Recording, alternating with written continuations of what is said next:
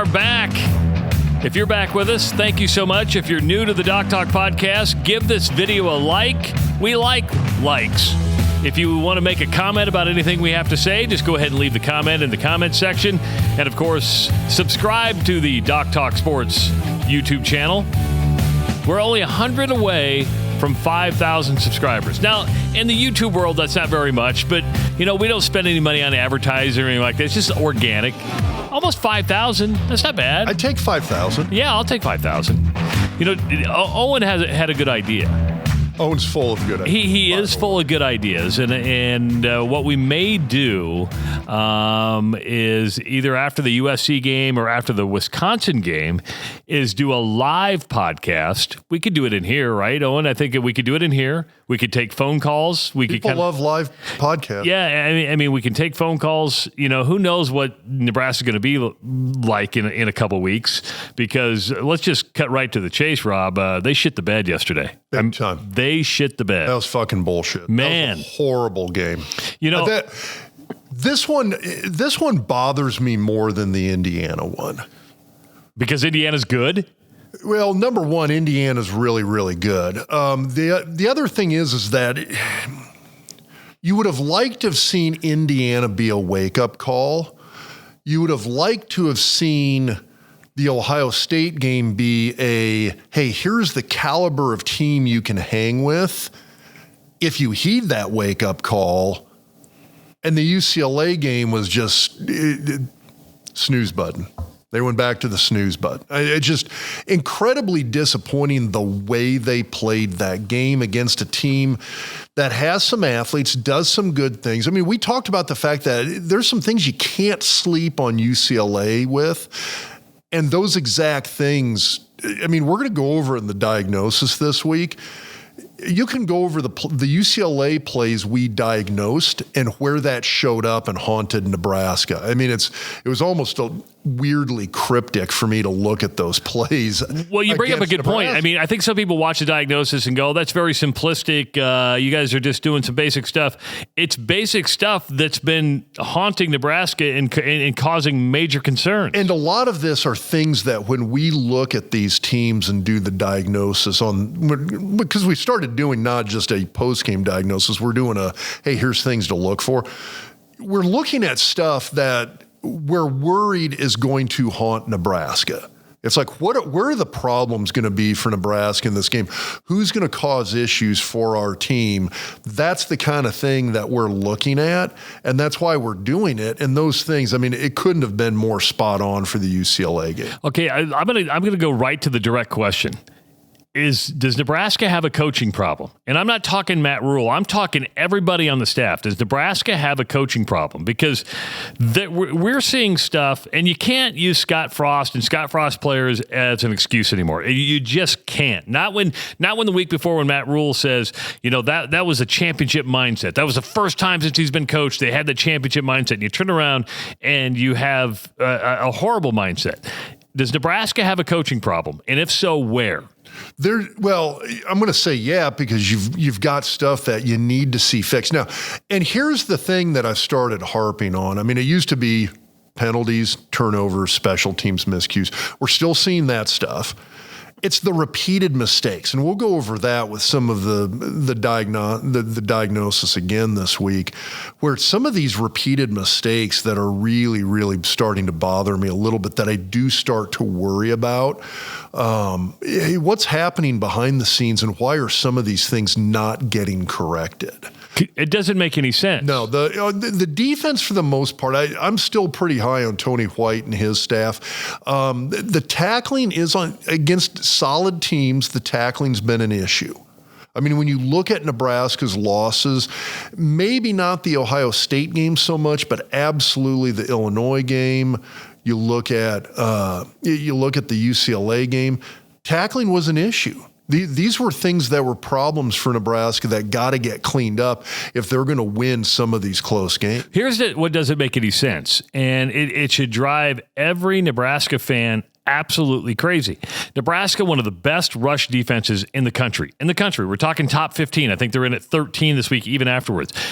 UCLA is the last place rushing team in college football. There's not a worse team in college football running the football than UCLA. You still have to respect the run, and it's like Nebraska did not respect the run against the Bruins at all. Yeah, you can't give up 150. It was, I think, 140. Well, I think at the end of the day, it was 139, but it was over like 156 before sacks. Yeah, and that's one of those things where they came in big situations. I mean, we'll go over in the diagnosis, but they had I think it was 2nd and 17. 2nd and 17. Got the first down. And again, it was basic fundamentals. It was a tackling issue. I thought the pursuit was there. They met the ball carrier where they should have met the ball carrier. They just failed to wrap the guy up and bring him down. I mean, this is fundamental stuff that needs to be addressed at the coaching level. I'm also looking at it on the offensive side of the ball as well, too. And I think the heat's kind of growing. I try not to single out specific coaches. Yeah, but when you watch certain positions, you're going to have to start singling out specific coaches. And you do. And I mean, on offense, special teams has been a question mark. It was okay. It wasn't great. Missed an extra point. Yeah, you missed an extra point. The return game's still not there. I mean, we're still not seeing. We talked about it with Scott this week on Behind the Point Spread, how that return game, especially punt returns and how field position plays into your winning percentages here. That's still a big issue in my mind that we're not getting these punt returns. But again, then also from an offensive coordinator standpoint, I mean, I like to give a guy a couple of years. But it's just, you're just not seeing Nebraska's play calling. I'm not seeing the play design put Nebraska in position to win games. I'm just not seeing that. And it's one of those things on offense where I think we've got some wide receivers who are pretty good athletes. I would agree with that. I think we got guys who can play. They're not getting open. And at some point, the question becomes, all right, do we not have good wide receivers? Or do we have guys that they're not getting put into position where they can be getting them? Well, let me take it one step further. Is Dylan Raiola progressing or regressing as the season goes along? Because I think he's regressing.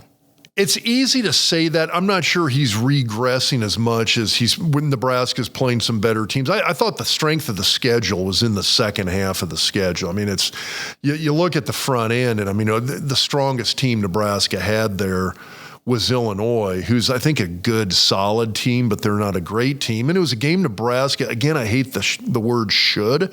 That was a game Nebraska should have won. Nebraska should be bowl eligible right now. We should be struggling to get to Rob's benchmark of 7 wins that I predicted. I'm not so sure it's a regression as much as it is there's a learning curve for freshmen. I don't care if you've played 7, 8, 9 games. The entire freshman year is a learning curve, and he's still on that learning curve. And I think opposing defenses know how he's got game tape now. You can't prep for a guy who's only played 2 or 3 games. You got 7, 8, 9 games under your belt. Guess what? Defenses can prep for that pretty well. They know what your tendencies are going to be. And so if the play calling and the play design isn't helping him, then that's a coaching issue. And I 100% agree with that. And, let's use Raiola to start the second half. Nebraska gets the football. Stadium's all happy. They think they can start making a comeback. He throws a pick 6, and boom. I mean, he telegraphed the pass. UCLA read it perfectly. And you see the linebacker, he's kind of helping to cover the tight end who's Fedoni on the play, but number 20, he just backs up, sits there. He's looking at Raiola's eyes. And again, it's a freshman thing. They're going to telegraph a few of their throws, and that guy was in position to make the play. It was basically the mirror image of the interception he threw against Rutgers, where that linebacker just kind of took a couple steps back, stayed in front of the tight end. Easy catch. It's like history repeating itself. Well, it is. And that's why I get frustrated. And when I look at coaches, and I've said historically, I hate to single out coaches. when you're looking at these specific situations, it's the repeated mistakes. And we saw the repeated mistakes on special teams throughout the course of the season. We're seeing these repeated mistakes from an offensive standpoint with the play calling, play design, the quarterback play. These are things where, okay, you know what? Raiola's seen that. And I'd hoped after the Rutgers game, that was a situation where you're sitting there going, okay, I hope he sees that. And I hope it's a growth moment for him as a quarterback that he can take that mistake and go, okay, we can't do that again. And he did it. He did it again. So, Dylan Raiola gets hurt. He was slow getting up, came back in, and then fell to the ground again in pain. I mean, you're a doctor. I know you don't. He's given up some hits. It's hard to say. He did comment on it. He said it was his lower back. Said he felt like it was kind of tightening up on him. 9 times out of 10, that's a kind of a muscular issue where you take a few hits and those muscles get inflamed and spasm up on you. I hope it's not a worse injury than that. There's a few things like a pars fracture, which is within the realm of spine fractures, is a relatively minor fracture, but it could definitely hamper him the rest of the year, even keep him out. Harburg didn't look bad when he came in. He wasn't great, but he wasn't bad. No, I think Harburg, you look at a guy who's progressed a ton, and we talked about this from the end of last season through spring ball to the start of this year. Harburg's probably the guy where I've seen, from a skill position standpoint, a ton of growth. It's just we haven't seen him at the quarterback spot per se a ton this year. But I think he's a guy that's grown a ton over the last year. And I thought he looked okay. The interception there to end the game, I thought, was a situation where I thought the throw was where it needed to be. The receiver was where he needed to be. It's just the coverage was there. And again, I could make my own argument that I made earlier that maybe the receiver should have been more open due to better play design. But that was a case of a guy making a great play on the ball. Had a deflect, it got kicked, and it landed in the other defensive player's hands, and game's over. 9 games into the season. That's where we're at. I mean, the season's about over. I mean, we got a month left, and it's going to be over. Can any of this stuff really get corrected? I mean, you can make little improvements, but you can't really make a major improvement over the next 3 games, can you? No, the thing that bothers me is I think it's sort of this whole – the same effort, attitude, and focus that we saw against Ohio State, against Colorado, wasn't there. This was like a step back where I think it was, okay, we had this great effort against Ohio State. This is who we can hang with. If we play like we know how to, we can hang with the Ohio States of the world. But you can't come out with an Indiana-level effort then. I think they took UCLA lightly. I think they took a team that they looked at that was dead last in rushing. That was 2-5 coming into this game, and said, we can take our foot off the gas.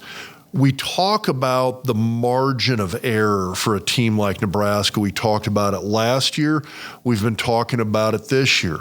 The margin of error for these guys is incredibly, incredibly thin. They don't have that margin. They can't go out and give up turnovers, penalties, special teams mistakes.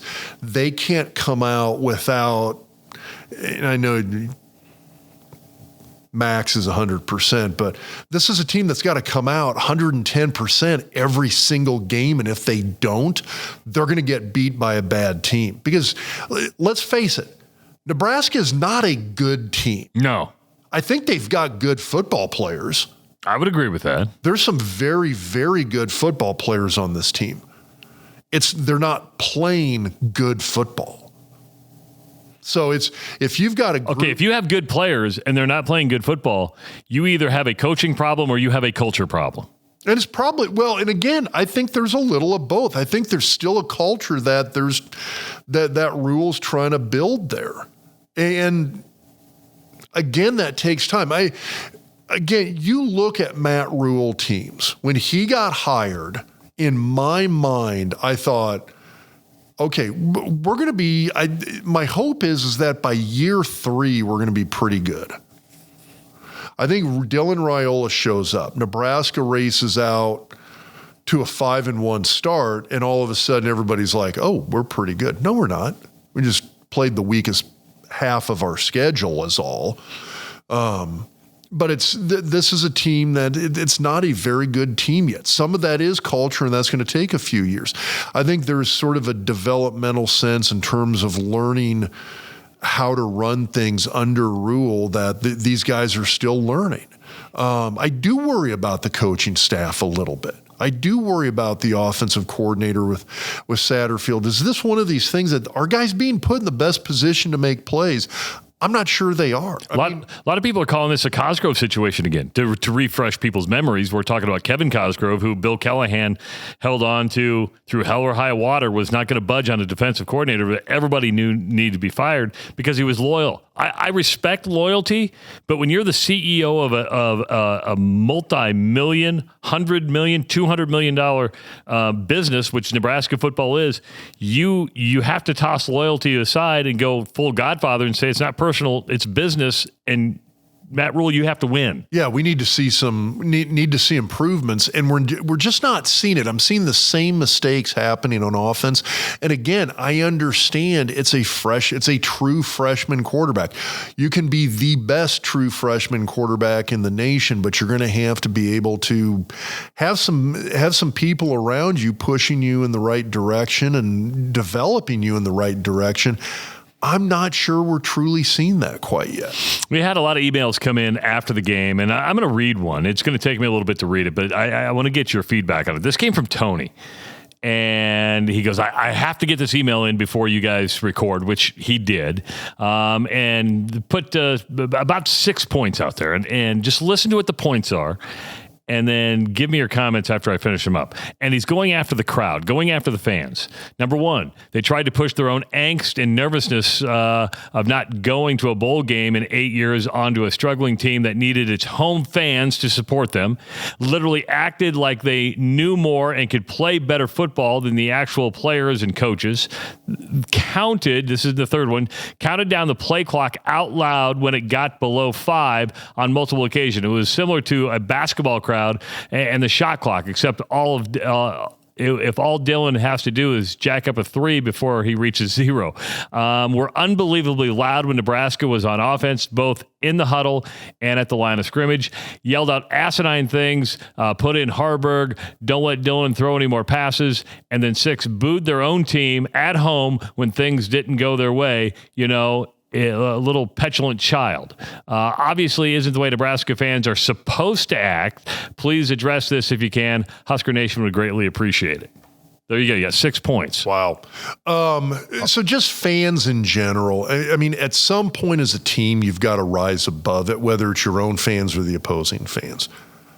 That's part of being a good football team. This isn't a good football team. The fans can make a difference. I mean, I'm disappointed in that. I'd love to see the fans show up and just be that crowd that we had for the Colorado game. I mean, that would be amazing to have that week in and week out. It's gotten tough. I don't want to bag on the fans too much, though, because you still got a group of fans here and you can say I'd love to have that Colorado crowd week in and week out, and that does make a difference for a team it's a very okay football team. On the flip side, the counter argument, and I agree with none of Tyler's points are wrong.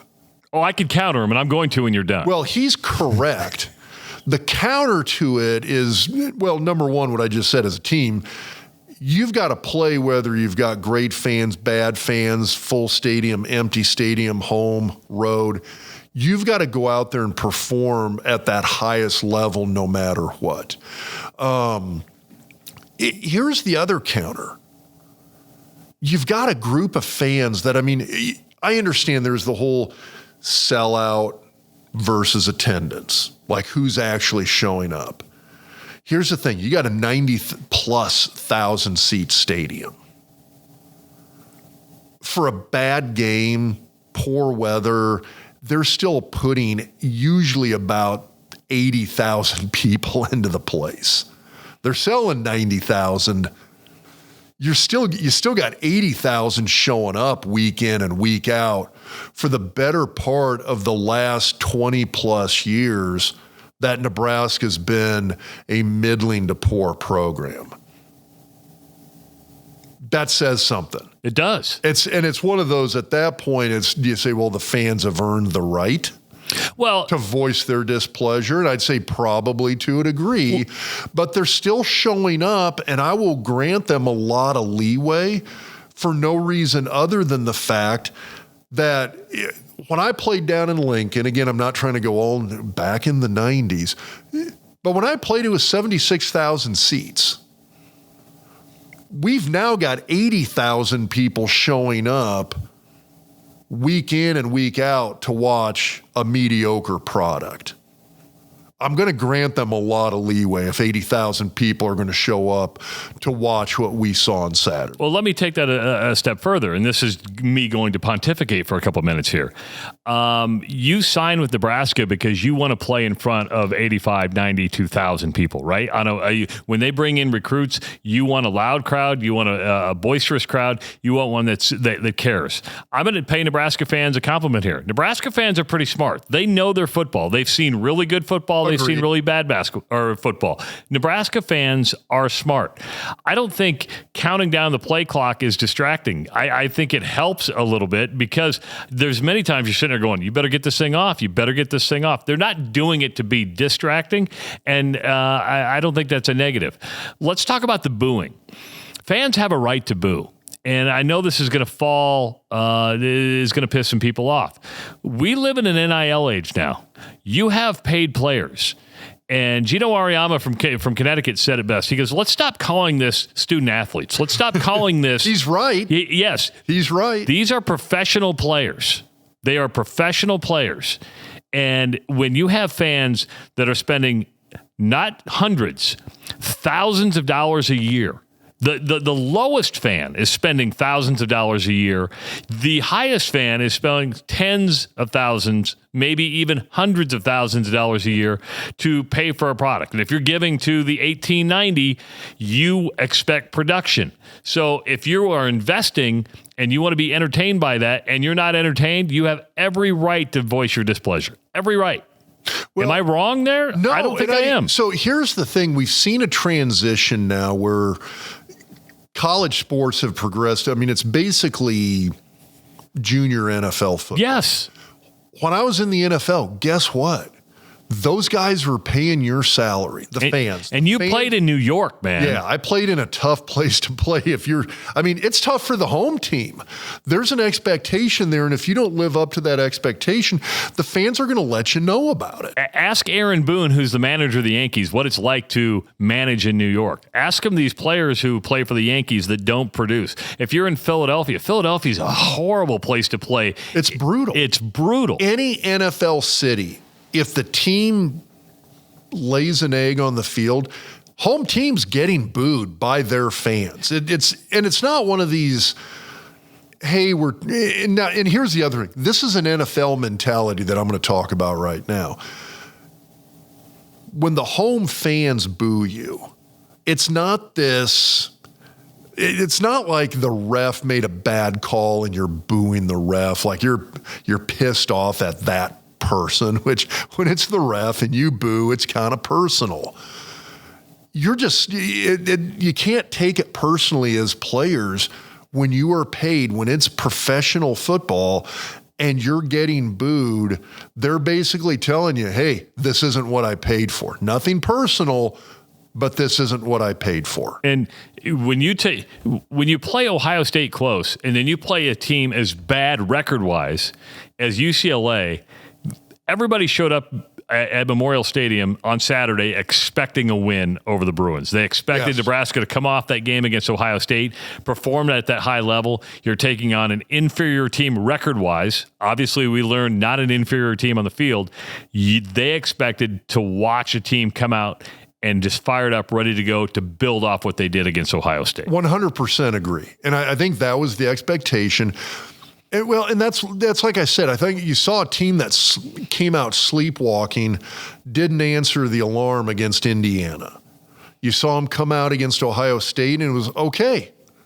It's hard to be. I mean, you're upset they lost. You're upset that they came that close to winning. You're upset about the mistakes, the bad plays, the turnovers, the penalties, the special teams miscues, the coaching decisions that led to that Ohio State loss. You're upset about it, but you can't be upset about the focus and the effort. And then all of that goes away again, and we're back to this was the team we saw that showed up to play Indiana.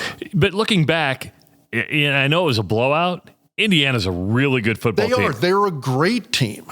I'm a little disappointed Indiana's not ranked higher than what they are. I think they were 13th going in. Their schedule still has been brutal. And when I mean brutal, I mean it's not a very good schedule. They trailed Michigan State 10-0. First time they trailed all year. Think about that. You got to this far in the season. First time all year you trailed, and then they roll off 46 unanswered. Yeah, they still nuked them. Yes, looked a little shaky at the start, but they still nuked them. So they play Ohio State in a couple of weeks. I think you're gonna look back at the Indiana game and go, okay, yeah, you got nuked. But in the grand scheme of things, that may not be the worst thing that happened all year. Yeah, UCLA might be the worst thing that's happened all year long. I agree. I mean, originally I thought it was that Illinois game where you're looking at it just going like, oh my gosh, how did we lose that game? I mean, it was all these little mistakes that are just should have been preventable, shouldn't have happened, but did. Indiana, I'm still bothered a lot by Indiana and UCLA because the thing I saw in both those two games was just this complete lack of focus and effort and want to. And it was like guys out there just, you know what, we got this. We don't have to actually try. And that's the disappointing thing to me is that I said it before the Ohio State game. I just want them to show up and fight. And we did not see that against UCLA. So a bye week falls into place now. Worried about that. And talk about that because, I mean, if you're going to have a bye week, is now the right time for one? Or after you play a game so shitty, do you want to get back on the field? I want that immediate turnaround. And again, we talked about this prior to the Indiana game, that the things I worry about is that there's this rhythm to a season. There's a rhythm to playing games. And all of a sudden, you're just going to stop that rhythm.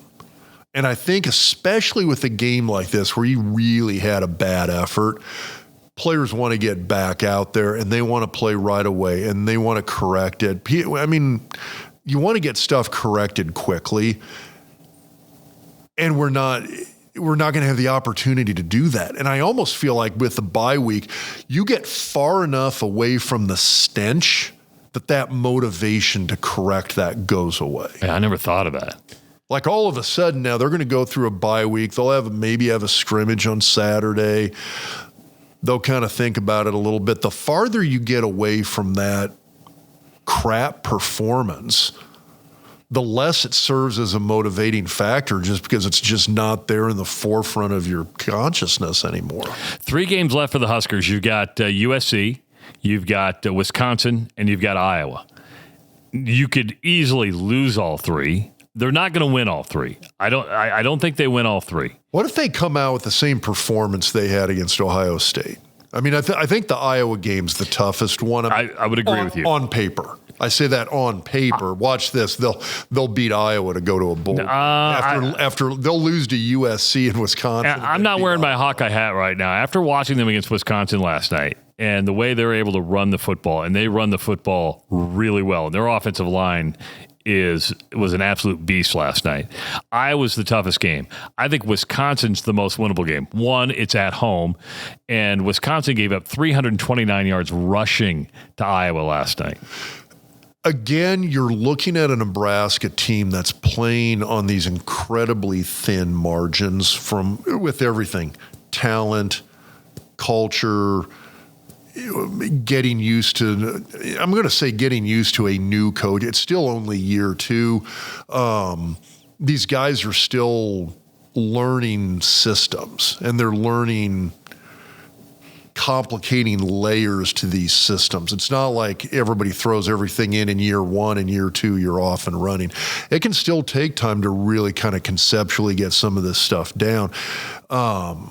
This is a team with incredibly thin margins.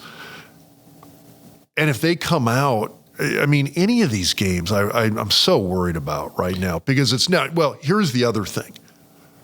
Now we're at the same point we were last year. Just got to win one more. Just got to win one. Well, we just lost one. Okay, well, next week's going to be that one.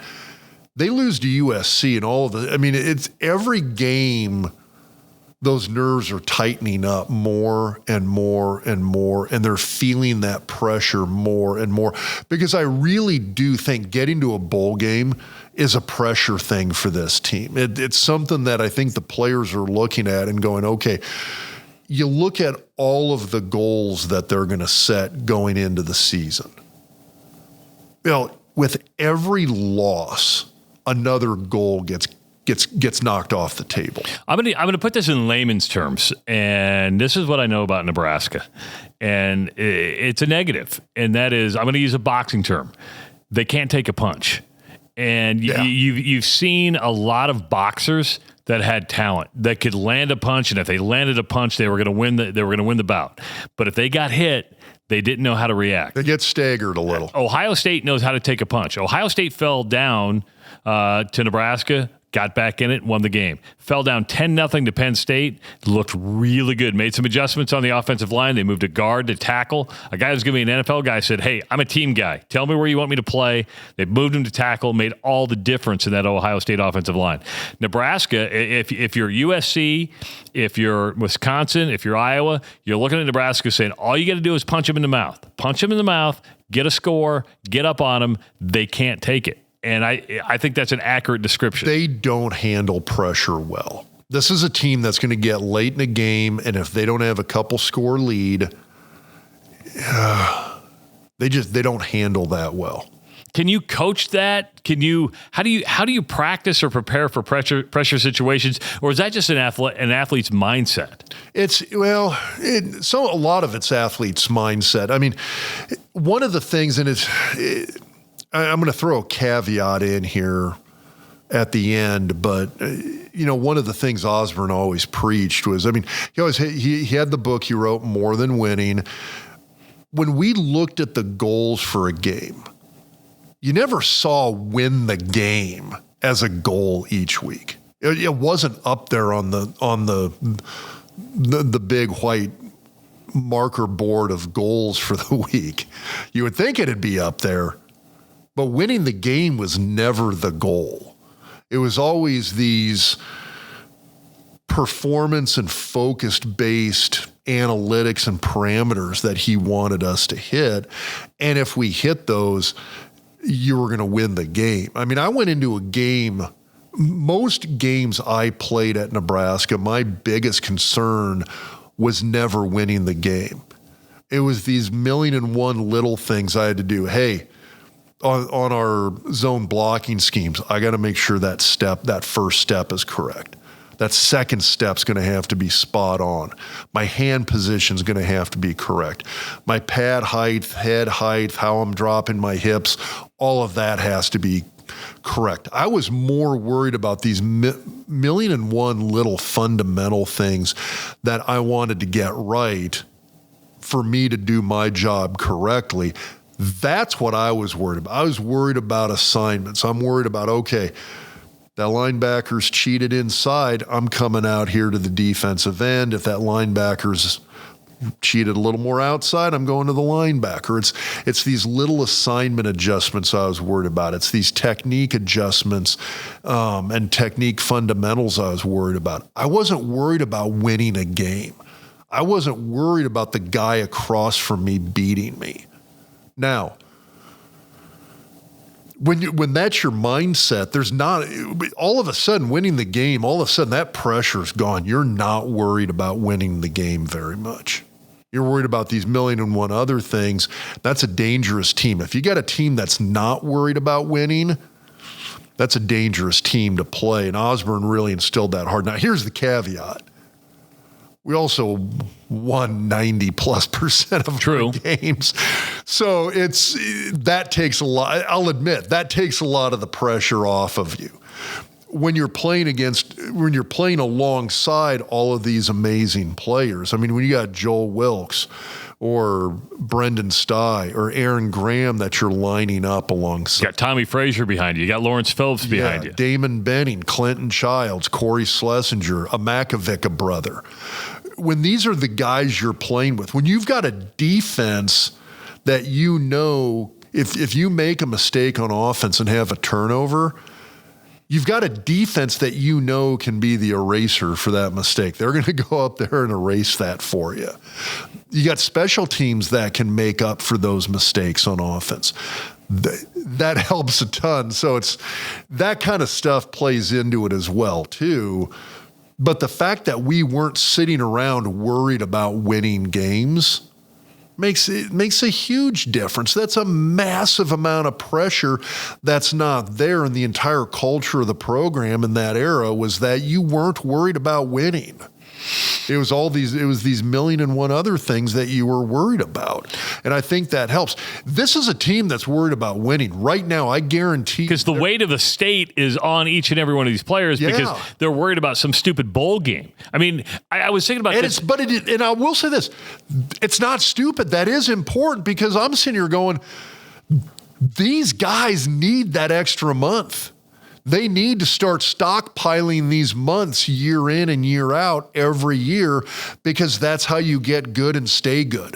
How long is that going to be valid, though? I mean, sooner or later, you're going to have to be in the top 12 because that's all. We're going to see with this year's college football playoff, being in the top 12 is the only thing that matters. I get it, but you're going to have to there's some steps to get there. Nebraska's going to have to get to a bowl game first. Nebraska can go to a bowl game, win a bowl game, and not crack the top 25 this year. They can win 7 games, go to a bowl, win, finish. What would that be? 8-5? Yeah. So they can finish 8-5. They're not going to be ranked in the top 25. No, and nor should they be. I mean, unless they get a magical pair up in a bowl game against a really, really good team and nuke that team in the bowl game, they're not going to be ranked at the end of the year. They're just not. That's okay in this year. It's a step they're going to have to take. Let's worry about the top 25 next year. I'm not worried about the playoff for this team, I understand there's a hot seat clock ticking for every college coach now that they're looking going like, ooh, if I don't produce and get in that top 12, I'm going to be on the hot seat. Well, Nebraska's next opponent, Lincoln Riley's starting to get a little hot out in L.A. Agreed. But you've got a guy that's been a playoff contender the last few years. When you're not that anymore, that seat really gets hot really quick from an expectation standpoint. Right now, the expectation in Nebraska is like, dear God, can we just like go 6-6 and make it to a damn bowl game? I mean, that's the that's the new benchmark. That's the hopeful, optimistic expectation that they got to meet. And I hope they get there. I'm worried about them, though, because, that's a pressure thing now. They are worried about winning games in Lincoln. And that's and I agree with you. If you go into each and every game with that mindset of that weight on your shoulder, I don't know if they can. You're not playing very well. You're not playing loose. You're not thinking about what you should be thinking about because you win games by going out and taking that first step, maintaining good pad level, thinking about hand placement, driving through guys, finishing off blocks, finishing off tackles. These are things that if a team is thinking about finishing off tackles, they're going to make tackles. If they're worried about winning games, they're not going to make those tackles. Well, let's use Georgia as an example, right? Georgia fell behind to Florida. You're like, oh, wow. But then Big rivalry game, and playoff implications on the line for Georgia too. Georgia loses again. They're 7-1 now, but if they were to lose again, you're like, boy, Georgia's probably not going to make the playoffs. But they didn't panic. They didn't fold. They stayed the course, and at the end of 4 quarters, beat Florida. So, yeah, but that comes back to Nebraska can't take a punch because they're holding that weight, knowing what's on the line, and once they get kicked in the mouth or punched in the mouth, they're just like, well, here we go again. Here we go again. It is, and that is a tough mentality to have to overcome. Tuesday is not just election day, but it's also the first college football playoff poll. I'm going to assume that Oregon's going to be the number one team in the country. They are the unanimous number one in the AP poll. The AP poll doesn't matter now. It's just been a talking point till we've gotten to this point. But Georgia at 9-0, or I meant Oregon at 9-0, the best team in the country. After that, I don't know if there's a best. This is good. This year, for the first time to go to a 12-team playoff, I think it's going to be wide open. I think you're going to see some upsets. I really do. I mean, it'll be interesting to see where these upsets are. Because, you look at teams like Vanderbilt that have gone in and done some damage this year. Northern Illinois. You've got teams, and now these aren't teams that are going to be in the playoff, but you've got teams that could be in the playoff that have been beat by these teams. And so that's something to kind of keep an eye on. And it's every year when I've looked at college football, you see more and more and more parity, and everybody, going into the playoff expansion, the argument against it, that's going to be the same four teams. It's like, I think there's more and more parity coming. And when you look at the transfer portal, where you can see these big swings of talent where in one offseason you can pick up 2 or 3 guys that can be a massive difference maker for a team. Look at Florida State. Oh. They rocked it in the portal a couple of years ago. And then in 1 year, they didn't nail it in the portal. And they lost everybody to the portal. They lost several guys. And they've still only won one game, I think. Just one win so far for Florida State. Yeah, that's pretty brutal. So you can see how fast that can shift. But what that does for the most part with the really great teams is all of a sudden you're going to get some parity here. Alabama's not going to be quite as good. Georgia's not going to be quite as good. LSU, Texas, Ohio State, Penn State, they're not going to be quite as good as they were maybe 3, 4, 5 years ago, where you could still stockpile a little bit. Anymore, you can't stockpile at all. Yeah. I do want to apologize to our sponsors. We're 42 minutes into this podcast, and we haven't even mentioned our sponsors yet. Of course, we want you to buy. Rob and I got a shoe deal, and we want to give you a deal with the shoes. They're called G-Defies, and they are the most comfortable pair of shoes I've ever had. My father-in-law yesterday, I didn't even know this. My father-in-law, I was sitting with him yesterday. He ordered some G-Defies? He ordered some G-Defies. And I said, Bob, I could have helped you out a little bit. He goes, no, I wanted to order from the website. So he used the promo code DocTalk20. Awesome. And he goes, these are literally the most comfortable pair of shoes he's ever had. Now, he got the all black. I got a priest friend, Father Dave Korth, who is at Sacred Heart Parish in Omaha. He wears the G-Defies during Mass. So if you ever go to Mass, if you're Catholic, and you go to Sacred Heart Catholic Church in Omaha, your priest is comfortable. Yeah, my priest can stand on his feet for a long period of time because he's got the G-Defies on, and they're all black, and they go with his his black slacks and everything like that. But they got a wide variety of styles. If you want a walking shoe, you want a running shoe, you want a dress shoe, even a sandal. G-Defy is where you go. So go to gdefy.com. That's GDEFY.com. You can look it over right there. They got a 60-day money-back guarantee. Meaning if you if you wear them, you're like, these just aren't for me, you can send them back, get all your money back. But we want to save you $20. So on all orders over $100 or more, use the promo code DocTalk20 and use all caps, DocTalk20, all together, and save yourself $20 off your order of G-Defies. And you can use that. It's not just a one-time code. You can go back and even get more and more good deals. Are you wearing your I'm wearing my G-Defies right now. You wearing your G-Defies right now? I did, and I got them muddy this weekend. Oh, so did you? Still damp. All right. But just to let you know, he wears them during surgery. If you want to know if you go get surgery at Ortho Nebraska, right, you're going to look down. Rob's going to be wearing the G-Defies. I got a couple of buddies who are ER docs who told me they ordered them because did they? Well, those are guys who are on their feet all day, so they'll be 8 to 10 hours on their feet. And couple of my buddies went and got Getifies. They said they're awesome. See, that's what we like to hear. And if you've ordered the Getifies, just write it in the YouTube comments. We'd love to hear your comments about them because I share them with everybody out at Getify. An American made. It's an American company, and they've been asking me to get the owner. That might be a YouTube special. The owner of the company wants to come on with us. I'm just curious how you go. I want to start a shoe company. Yeah, I want to talk to. See, we've had some great interviews with people in the business world. This would be an interesting one. Husker Hounds. 2 locations in the Omaha area. Of course, the Superstore over there at 84th and Center. Owen should do this. Owen showed me this.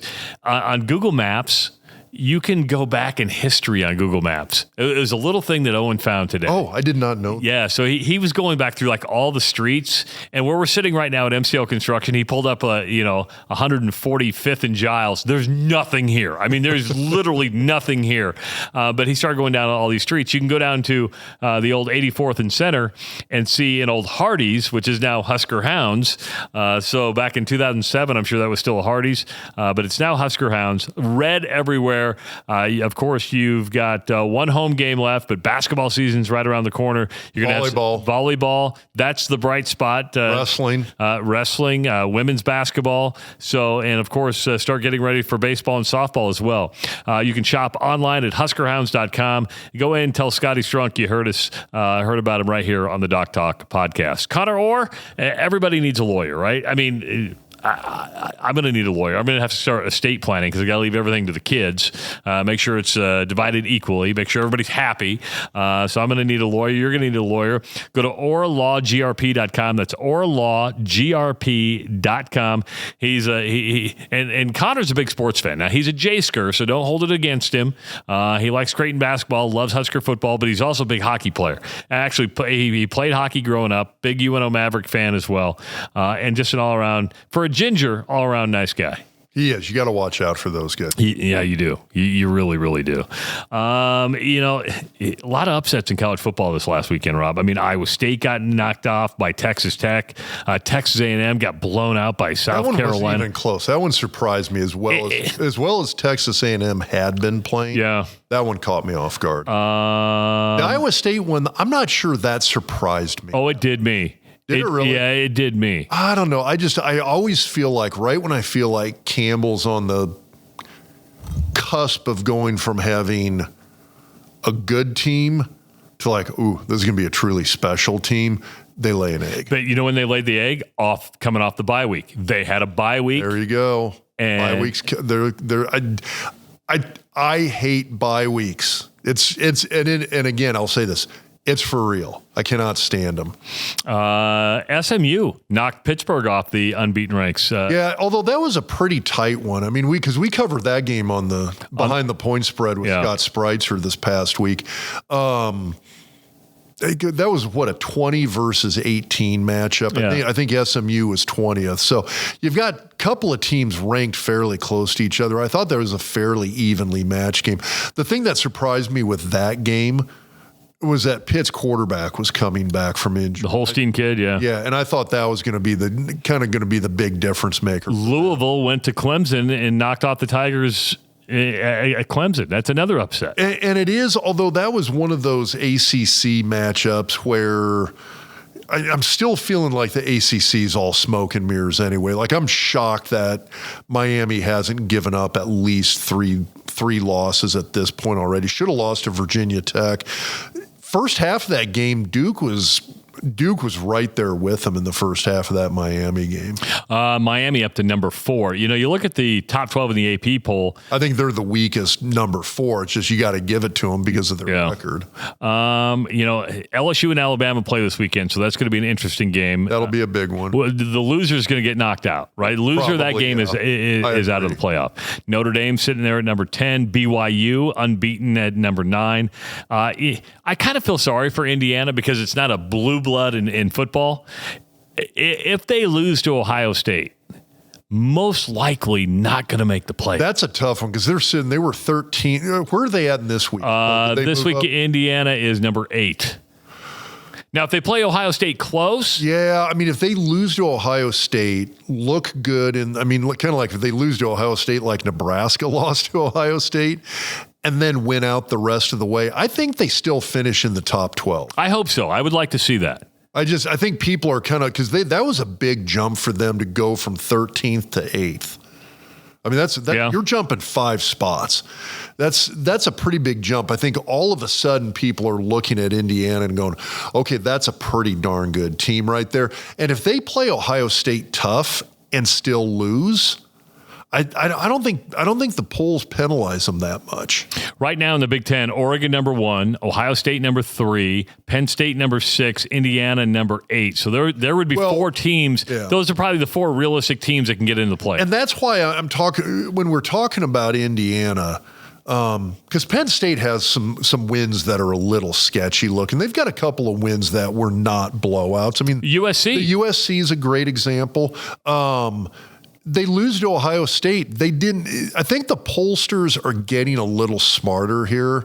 They're looking at a really solid game between Penn State and Ohio State. It was not a blowout loss. Penn State led 10-0 at the start. Yeah. They didn't get penalized a lot for that one. They stayed in the top 10. When Ohio State lost to Oregon on the road, I think they dropped like 1 or 2. Yeah, one spot, 2 spots, maybe. Yeah, and so they're not getting. When it's an obvious good matchup, it's a tough game. It's 2 good teams. The losers aren't getting penalized as much as I think people used to penalize them. Now that being said, I think a team like Miami, I think the moment Miami picks up a loss, they're going to drop like 5 spots. Yeah, I'm with you on that. They're one of those teams that's going to go from like 4th to 11th with 1 loss. I think the ACC is going to be a league that only gets 1 team in. Yeah, it's like I said, that's a league that I do think is smoke and mirrors. I think you're going to see some upsets like Clemson getting beat. But I don't think anybody's looking at that conference and going, okay, this is the power conference right now. Don't look now, but Colorado at 6-2 might sneak into the Big 12 title game. I mean, it's very possible. Right now, it's Nebraska's best win. 100%. I mean, easily at this point. Now, again, you can make that argument, okay, and that's the thing I worry about with a team like Iowa State. How tough is the Big 12? It's a good question. I mean, if you stuck BYU or Iowa State into the Big Ten, but how do they do? We're going back to the old Big 8, Big 10 days, right? I mean, we've always played this game. Well, if Nebraska would have played in the Big 10, would it have been as dominant as it was? Well, if Nebraska played in the Big 10 in the 1980s and 90s, yes, they would have been that dominant. We're talking about the Big 10 of the 2000s is a little bit of a different animal because all of a sudden you've got Harbaugh's Michigan. You've got the run that Ohio State had starting with Tressel through Meyer through Ryan Day. I mean, that's Ohio State over the last 20 years is a completely different animal than what they were in the 1990s. I'm going to make a bold prediction. Whoever is the number 1 team going into the playoff, right? Not the first playoff poll, but that last one after all the conference championship games, whoever is the number 1 team is not going to win the national title. I agree. So I mean, you look at all of these teams. I mean, when you look at Texas, Alabama, well, I mean, even LSU, but Georgia, everybody's human. Everybody's capable of getting beat. I mean, Oregon's the only team that you're really looking at as an undefeated right now. That I'm looking at Oregon and going, okay, they might have the best chance to finish the regular season undefeated. But man, Ohio State was right there with them, and that was at Eugene. So it's even Oregon. I look at and go like, okay, they're undefeated, but I lump them all in with everybody else. We did get a uniform question at doctalksports@gmail.com. We know what you think of the all whites, right? You don't like the all whites. Do you like the all reds? Somebody said, hey, what about the all reds? Okay, I will say this. I love the way it looks, but that one's been a little bit of a jinx as well, too. I mean, the big one was game of the century, too, against Oklahoma. Was that Broderick Thomas coming out with the keys? Yeah, the keys, house. Yeah. Yeah, that's the game where, they came out in all reds, and I think it was I'm going to disappoint all our Husker history fans. It was either the 85 or 86 season, but it was the game of the century too, and they came out in all reds. Danny Noonan had his jersey tucked up. Mark Mumford, Broderick Thomas. I mean, that was an amazing team with some amazing athletes. Steve Taylor on offense, and it just didn't get it done. I worry about it. I worry about deviations from the norm, and the reason I say that is they're false motivators. Do what you've always done, and worry about what you should be worrying about. Anytime a team starts worrying about, hey, let's change it up with the uniform here, you started worrying about stuff you shouldn't be worrying about. And fans worry about the uniforms probably more than players do. I've never seen so much talk about stupid uniforms. I'm with you. I like traditional. Yeah, I'm an old school guy. Yeah, and it's a lot of it for me is not even the tradition thing. It's that, what are you worrying about? And the moment a player worries about fashion, what looks cooler, you're not thinking about what you ought to be thinking about. And I don't care if you're thinking about the uniform on Sunday, Monday, Tuesday, and you're thinking about the game Wednesday, Thursday, Friday. You should be thinking about the game every damn day. Here we are at, are you used to, has your body adjusted to the clocks falling back yet?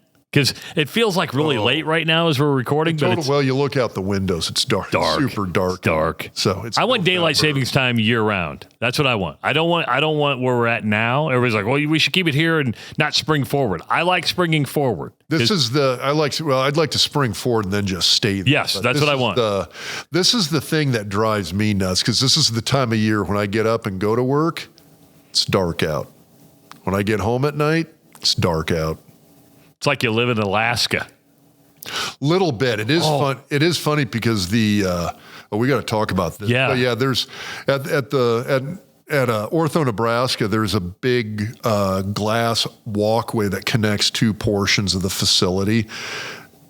And you'll see people like November, December, January, like over their lunch hour, will just go up and stand there to get sunlight, because you're working in a hospital. It's kind of like working in a casino a little bit. There's not a lot of windows in operating rooms. We're not drinking beer tonight, and I swear I'm going to start drinking a little bit. Not a lot, but I'm going to start drinking. A little bit. And this week, Jason flew in from Anchorage, Alaska, and he dropped off Alaskan beer for us. Now, this is not our normal Jason. No, Jason Jeremias. He moved to Alaska. He's from Nebraska. He came back to see some family in Hastings, and he emailed me before he got on the plane in Anchorage. He goes, hey, do you guys want some Alaskan beer? I'm like, yeah, absolutely. Which you sent me pictures of it. Yeah. I don't know why, but the names are all badass. Yeah, so it looks fun as heck. So next week, and just to let you know, next week, the diagnosis is going to come out at a normal time. The podcast next week won't come out until Tuesday night. Just to let everybody know, I'm going out of town for a little bit. I'm going to go to Savannah, Georgia, to do another college visit for my daughter. So I'm going to be in Savannah next weekend, and then we'll record on Tuesday. I hope you can record next Tuesday night. We'll figure it out. Yeah, we'll figure it out. But we're going to be drinking some Alaskan beer. And then Steve Swanstrom from Centris Federal Credit Union, who sponsors the Doc Diagnosis, he called me on Monday. He's like, hey, I just got back from Milwaukee, bought a bunch of beer. Cow, yeah, just all sorts of stuff. All sorts of stuff. So the beer, if Owen will get the basement done, we've got a lot of beer to drink. You do realize your producer has a day job. No, I know that. Okay. I know that. Sure. I'm applying just small pressure to him. Okay. That's all I'm trying to do is apply small pressure. Owen, you get it done when you can. I still love you. All right. Make sure to watch the Doc's Diagnosis presented by Centris Federal Credit Union. You can find it. Subscribe. That's you like and subscribe. It's the best way to find it.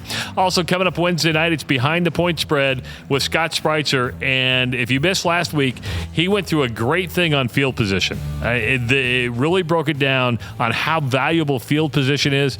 And I'm going to have him, maybe not this week, but next week, come up with what teams do after a bye week and what a bye week actually means for teams. Because death, as Rob says, it's death. It's death. For Dr. Rob Zatechka, for Owen Justice, I'm Travis Justice. We will talk to you next week on the Doc Talk Podcast.